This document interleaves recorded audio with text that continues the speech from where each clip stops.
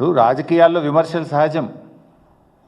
ఒక ముఖ్యమంత్రి స్థానంలో ఉండి ప్రతిపక్షాల యొక్క రక్తాన్ని పంటలపై చల్లాలి, బెల్ట్తో కొట్టాలి అని మాట్లాడడం అనేటువంటిది అత్యంత జుగుత్సాకరం. ఆయన రక్త పిపాసి మనస్తత్వానికి ఇది నిదర్శనం. నేను ఎక్కడ మాట్లాడిండు? ఆయన బోధి పెవిలియన్లో మాట్లాడిండు. పేరేమో బోధి పెవిలియన్. మాటలన్నీ హింసను ప్రేరేపించి హింసను తలపించేటువంటి మాటలు నిన్న ముఖ్యమంత్రి గారు మాట్లాడినారు. ఆ మధ్య చెప్పినాడు ఆయన హిట్లర్ తనకు ఆదర్శం. అంటే రేవంత్ రెడ్డి అందుకే హిట్లర్ తరహాలో ఒక హంతక భాష మాట్లాడుతూ ఉన్నాడు.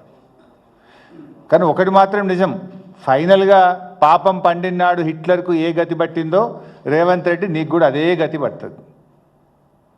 ఇదంతా ఆయన ప్రయత్నం ఏంది? భాష దేనికి మాట్లాడుతున్నాడు? ఎవడు మాట్లాడతాడు? ఫ్రస్ట్రేషన్లో ఉన్నటువంటి వాడు, విషయం లేనటువంటి వాడు, సమాధానం చెప్పలేనటువంటి వాడు. సమాధానం ఉంటే, విషయం ఉంటే, పరిజ్ఞానం ఉంటే, సత్తా ఉంటే విషయం మీద మాట్లాడతాడు.